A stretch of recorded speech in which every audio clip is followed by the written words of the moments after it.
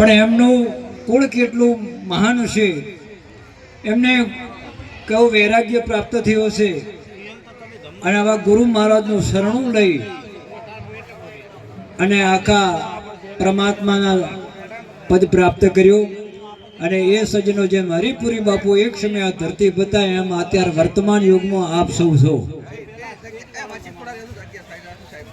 સજ્જનો.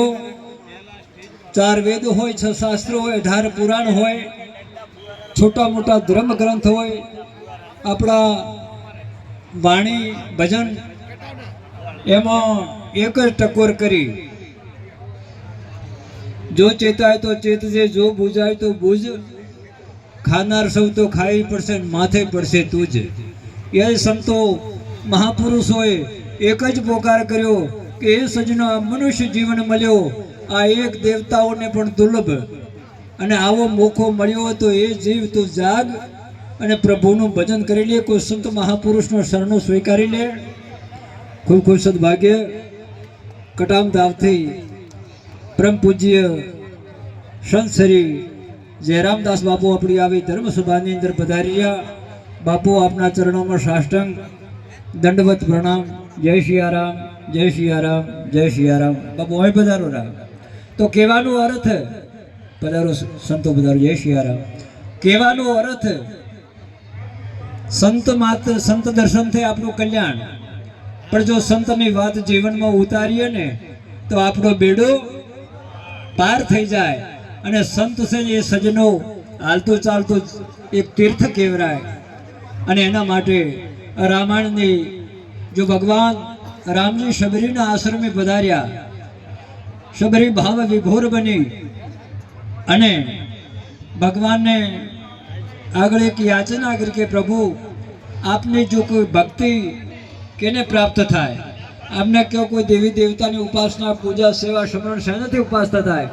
भगवान राम जी ने शबरीए प्रश्न कर्यो અને खुद ब्रह्म नारायण परमात्माए राम जी ने भाई शबरी माता ने नवता भक्ति नो उपदेश आप्यो कि शबरी तारे गुरु नु वचन हतुं અને એ વચનને આધારે તું ટકી રહી.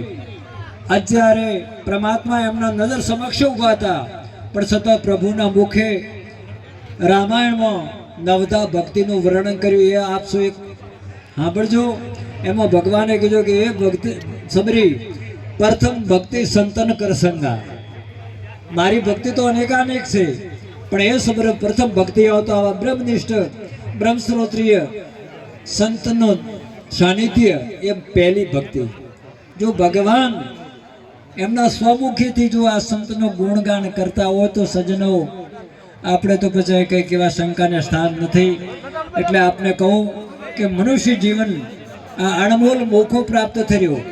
आपणे 70-80 वर्षना आयखानी अंदर कई प्रसंगो आवशे, कईक व्यवहारिक प्रसंग आवे, सामाजिक प्रसंग आवे, धार्मिक प्रसंग आवे कि सत्संग सभामां जो પણ આનો મૂળ હેતુ આ જીવાત્માને જગાડવા માટેનો સાધન આપવા ઋષિ મુનિઓએ સંતોએ આપણા પર કૃપા દ્રષ્ટિ કરી. તો આ મનુષ્ય જીવન, મનુષ્ય દેહ એટલે પરમાત્માની આપેલી હાચામાં હાચી મૂડી. આ એક ભગવાન જીવરાજાને સાધન સંપન્ન થયું. આ સાધન દ્વારા તમે પરમાત્માની પ્રાપ્તિ કરી શકો. અને કદાચ આમાં જો રહી ગયા તો પાછી ફરે આવો મોકો મળવો દુર્લભ છે.